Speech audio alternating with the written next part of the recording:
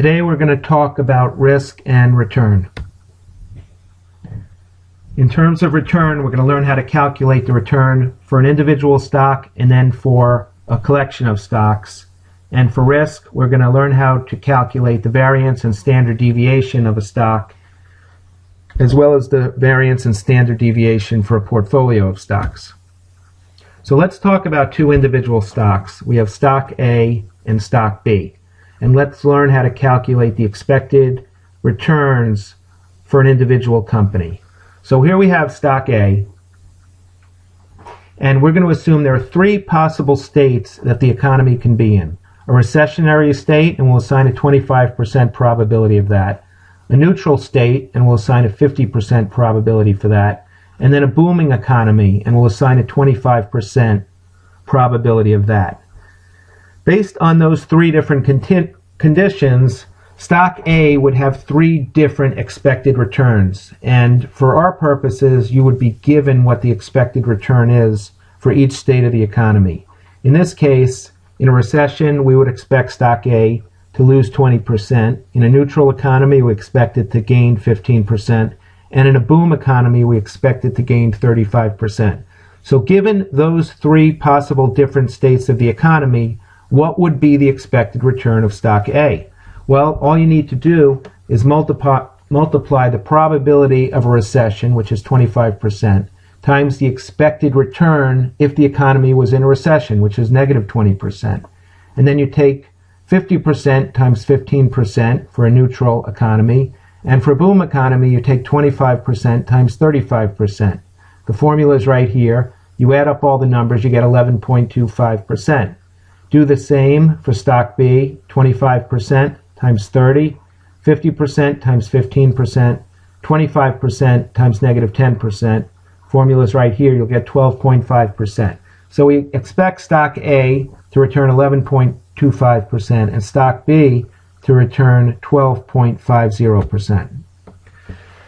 So we know what the returns are, or what we think they'll be, but it's important to measure how risky is this investment going to be, and we're going to do that by calculating the variance and then the standard deviation. And the standard deviation basically is a measure of how much the stock price might jump around. And we are saying that if a stock moves around a lot and it goes much higher and then much lower, that would be riskier than a stock that doesn't deviate as much. In real life, that may not be the case, but for our purposes today, we're assuming that standard deviation and a high standard deviation would represent a riskier stock. The formula to calculate variance, and then you'll calculate the standard deviation from the variance, is right up here. And what you're going to do is simply take the expected return for the stock, which in stock A's case was 11.25%, and then you will take the expected return for each state of the economy. In a recessionary state, it would be negative 20%.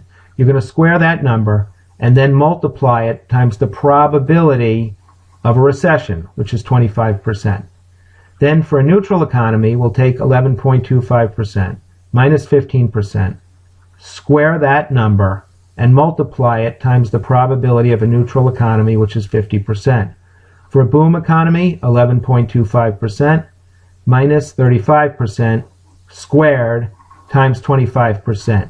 The formula is right here.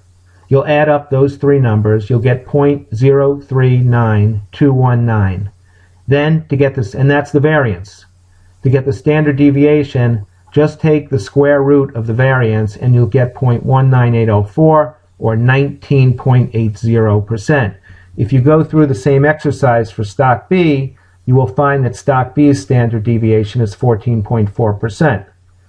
So based on what I said earlier, since stock A has a higher standard deviation than stock B, we would say that stock A is riskier than stock B.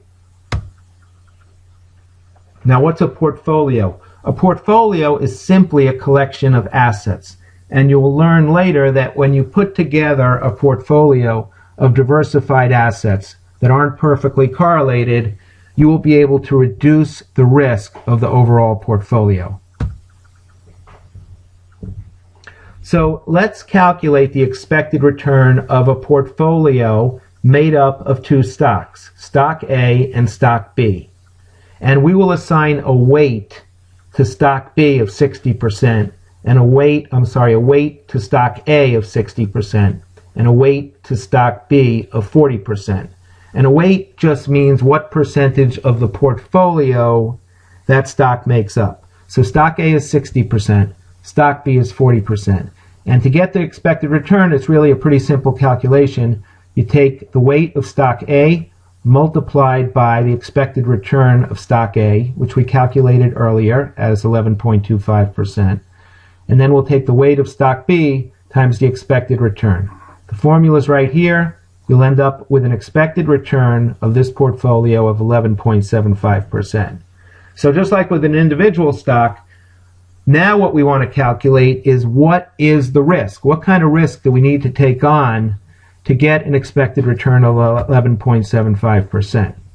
The first step to do that is we're going to have to calculate what the expected return is in each of the three different states. So for a recessionary state, a neutral state, and the boom state. And here in red I highlighted recession, and we'll find out that the expected return in a recession for owning this portfolio is going to be 0%. And we get that by taking 60% times negative 20%, which will equal a negative 12%. And then we're going to take 40% times 30. And that will give us a positive 12%. So negative 12 plus positive 12 equals 0. And the calculation is right here. You do the same for a neutral state and a boom state. And then the expected return of all three states together, and you'll then take 0 times 0.25, 15 times 0.5, 17 times 0.25. You'll get an expected return for the portfolio of 11.75%, which coincidentally equals the 11.75% on the previous page.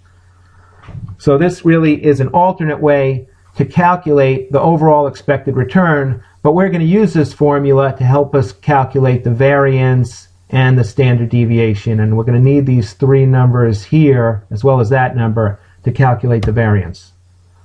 So here we go. We have three states: recession, neutral, and boom. These are the expected returns. We just calculated that. And here is the overall expected return. And it's the same formula we used previously to calculate the variance of an individual stock. We're just going to take the expected return of 11.75%, subtract the expected return in a recession of 0%. We get a difference of 11.75%, and that's going in this column right here, titled deviation. We're squaring that number, and then we're going to multiply that number times the chance of a recession, which is 0.25, and you'll get 0.0034516. For a neutral economy, we're going to take 11.75% minus 15%. You'll get negative 3.25%. Square it, then multiply it times 0.5. For a boom economy, you're going to take 11.75 minus 17 equals negative 5.25. You're going to square it, multiply times 0.25. You'll get this number right here. You add up these, you're going to add up these three numbers. You'll get a variance of 0.0046688. Then you're just going to take the square root of that number. That will give you a standard deviation. The percentage is 6.83%. So the standard deviation for this portfolio is 6.83%.